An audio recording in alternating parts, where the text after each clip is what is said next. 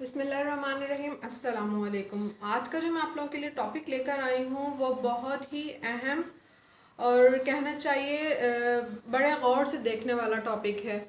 उसके अंदर मैं आपको बताऊंगी कि गुड कोलेस्ट्रॉल और बैड कोलेस्ट्रॉल को आप किस तरह से आइडेंटिफाई कर सकते हैं कि अगर हम उस खाने को खाएं या उस चीज़ को खाएं तो उससे कोलेस्ट्रॉल बनेगा, वो अच्छा वाला कोलेस्ट्रॉल होगा या बुरा वाला कोलेस्ट्रॉल होगा। तो हम लोग आज के टॉपिक में यही डिस्कस करेंगे कि हम वो कौन सा खाना खाएं जिससे हम दिल की बीमारी से और साथ साथ शुगर की बीमारी से बच सकें। तो आइए फिर हम स्टार्ट करते हैं आज का टॉपिक। आज का टॉपिक का नाम है saturated and unsaturated fatty acids. सबसे पहले तो मैं आपको ये एक्सप्लेन कर दूं कि सैचुरेटेड फैटी एसिड क्या होता है और अनसैचुरेटेड फैटी एसिड क्या होता है। सैचुरेटेड फैटी एसिड्स आम तौर पे ये कहा जाता है कि जो हम लोग फैट खाते हैं या हम जो भी चिकनाई खाते हैं, वो चाहे वो सॉलिड फॉर्म में हो या लिक्विड फॉर्म में हो, वो जाकर हमारी बॉडी के अंदर, हमारे जिस्म के अंदर कोलेस्ट्रॉल बनाती है। अब डिपेंड ये करता है कि हम वो कौन सी वाली फैट खा रहे हैं या चिकनाई खा रहे हैं जिससे हमारे कोलेस्ट्रॉल बन रहा है। कोलेस्ट्रॉल अगर हम लोग अच्छी वाली चिकनाई खाएंगे तो गुड कोलेस्ट्रॉल बनेगा, और अगर ख़राब वाली चिकनाई खाएंगे तो बैड कोलेस्ट्रॉल बनेगा, ऑब्वियस है। तो हम लोगों को आइडेंटिफाई करना है कि हमने अपने आप को हेल्दी रखना है। हेल्दी रखने के लिए हमें गुड कोलेस्ट्रॉल प्रोड्यूस करने वाली सारी वो चिकनाई खानी है या फूड आइटम्स खाने हैं।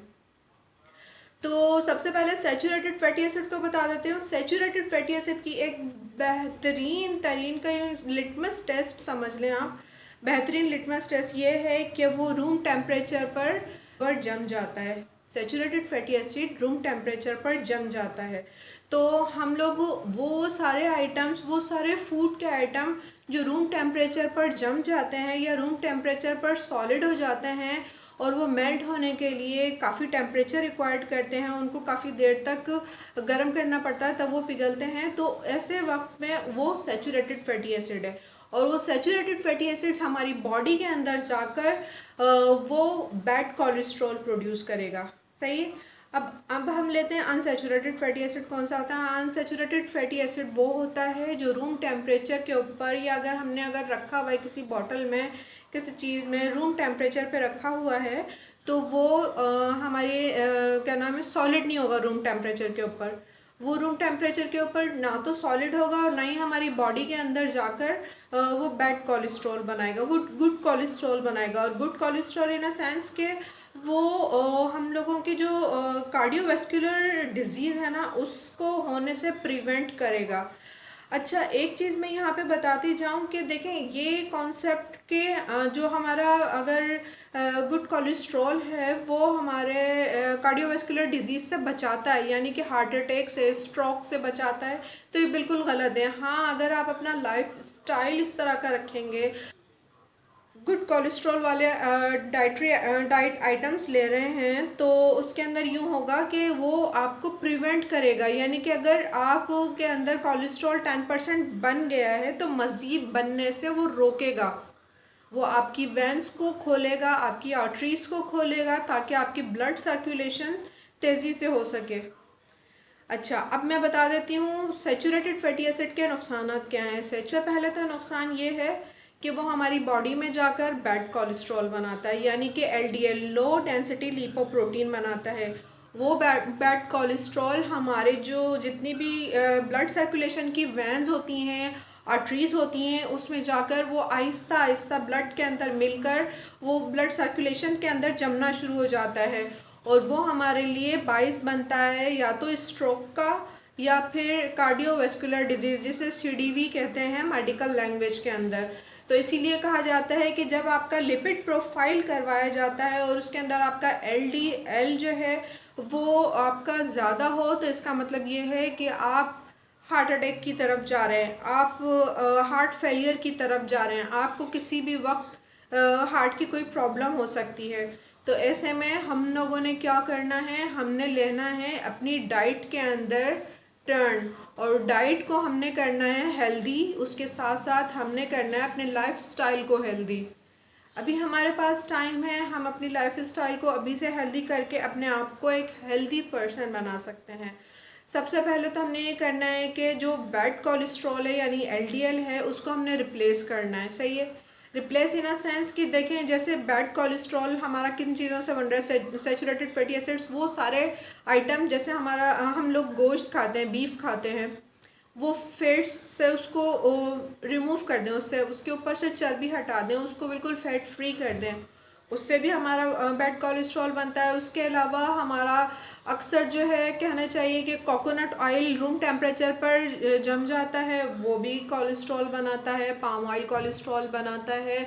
उसके अलावा हमारे जो कहना चाहिए डाइट्री जितने भी आइटम्स हैं जैसे मक्खन, दही, दूध, चाहे वो स्किम्ड दूध हो लेकिन वो कोलेस्ट्रॉल बनाएगा। उसके साथ चीज़ है, ये सब चीज़ें हमारी बॉडी के अंदर जाके एलडीएल बनाएंगी।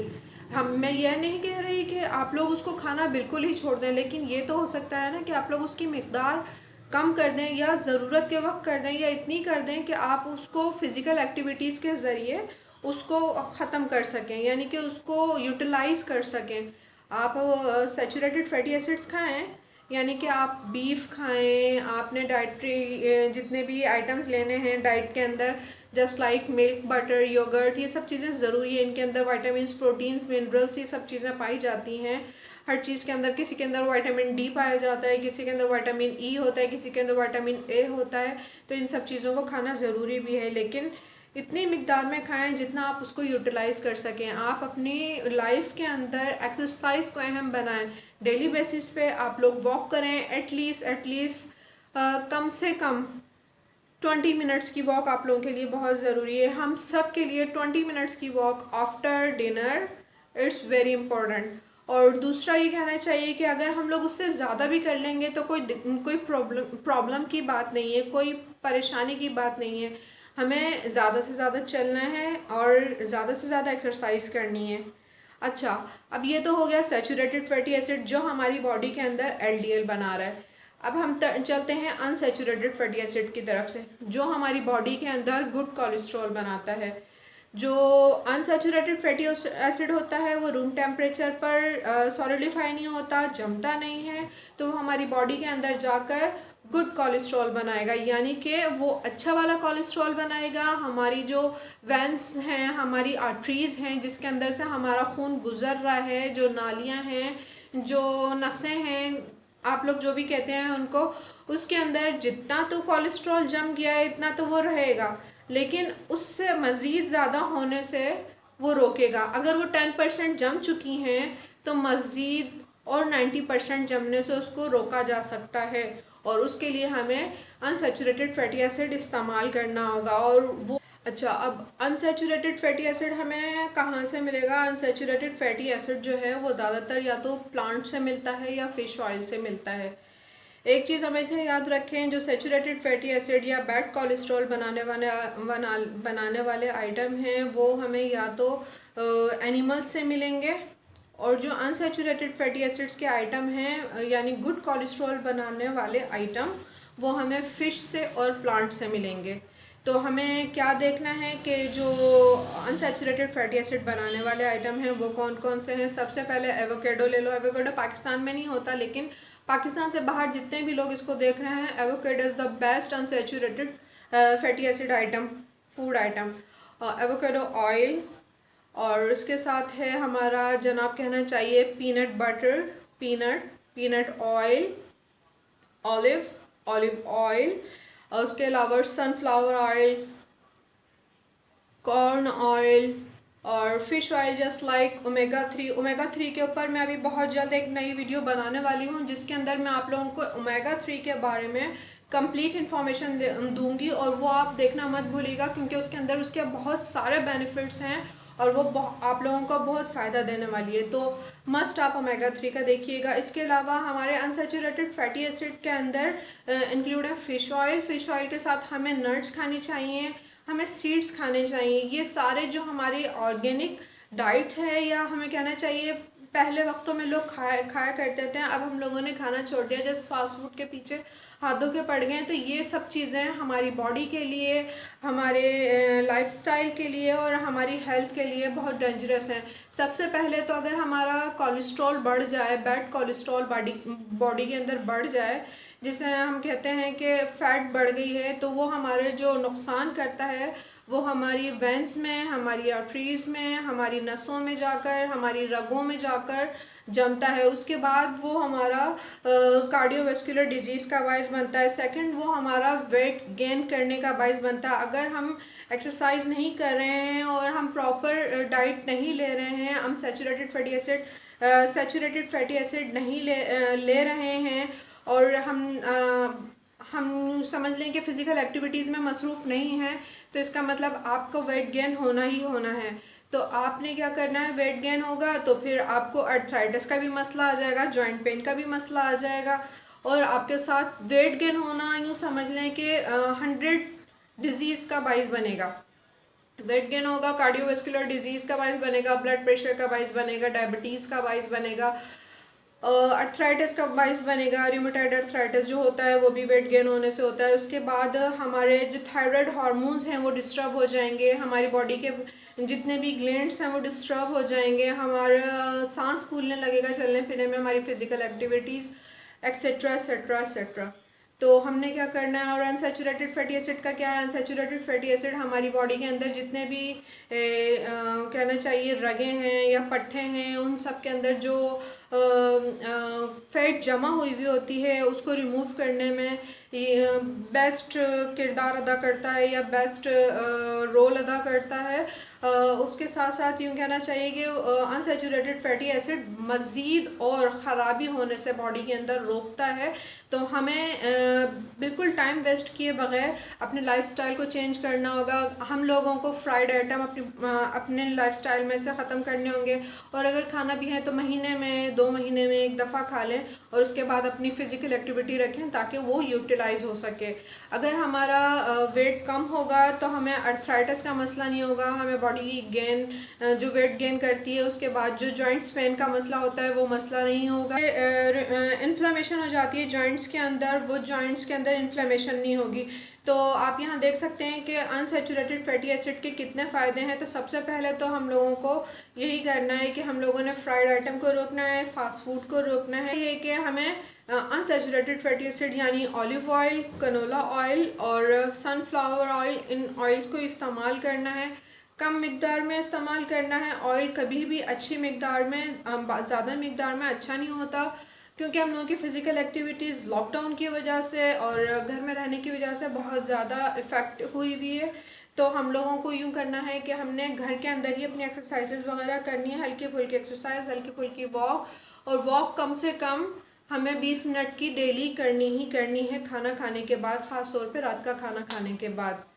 सम अप कर देती हूँ, उसको इन शॉर्ट बता देती हूँ। सैचुरेटेड फैटी एसिड और unsaturated fatty acid, saturated fatty acid और अनसैचुरेटेड फैटी एसिड को हम लोगों ने उसकी सॉलिड फॉर्म से और लिक्विड फॉर्म में आइडेंटिफाई करना है। जो लिक्विड फॉर्म है वो हमारे लिए गुड कोलेस्ट्रॉल बनाएगी, उसके अंदर हमारे सारे ड्राई फ्रूट्स आएंगे, सारी वेजिटेबल्स के ऑयल आएंगे, और सारे जब प्लांट्स ऑयल होते हैं वो आएंगे।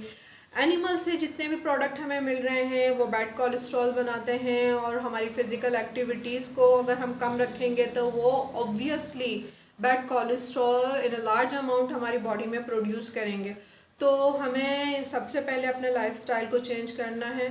सेकंड हमारा ये है कि हमने खाना खाने के बाद, रात के खाना खाने के बाद एटलीस्ट 20 मिनट्स की वॉक, मिनिमम 20 मिनट्स की वॉक हमने ज़रूर करनी है, ताकि हम लोग फिज़िकली एक्टिव रह सकें और हमारा कार्डियोवैस्कुलर डिजीज़ ना हो सके। अगर हमारी बॉडी के अंदर गुड कोलेस्ट्रॉल होगा तो वो 75% हमारे स्ट्रोक से, हार्ट डिजीज़ से और मुख्तलिफ बॉडी की जैसे अर्थराइटिस है, rheumatoid arthritis, joint pain, inflammation, weight gain, इन सब चीज़ों से रोकेगा। कहीं कहीं देखा गया है कि कोलेस्ट्रॉल की मिकदार अगर बॉडी के अंदर बढ़ जाती है तो आईसाइट्स के अंदर भी इफ़ेक्ट आता है। उसके साथ साथ अगर हम लोगों का बॉडी वेट बढ़ जाएगा तो हम लोग वॉक नहीं कर सकेंगे, हमारे जो ग्लैंड्स हैं हमारे प्रॉपर वर्क नहीं कर सकेंगे, हार्मोन्स जो हैं हमारे वो डिस्टर्ब हो जाएंगे। सो हमें अपनी हेल्थ का अगर ख्याल रखना है, अपना ख्याल रखना है और अपने आप को हेल्दी बनाना है, तो इन सब चीज़ों के ऊपर हमें ध्यान देना होगा। अपने आप मेरा टॉपिक अगर आपको अच्छा लगा हो तो प्लीज़ लाइक करें, शेयर करें और सब्सक्राइब करें, और बेल आइकॉन को प्लीज़ क्लिक करना ना भूला करें ताकि मेरी नोटिफिकेशंस आपको प्रॉपरली डेली बेसिस पे मिल सके। जब तक के लिए नेक्स्ट टॉपिक हाँ, और मेरा ओमेगा 3 का नया नया टॉपिक आने वाला है, आप प्लीज़ उसको ज़रूर देखिएगा। जब तक के लिए मुझे इजाज़त दीजिए। अल्लाह हाफिज़।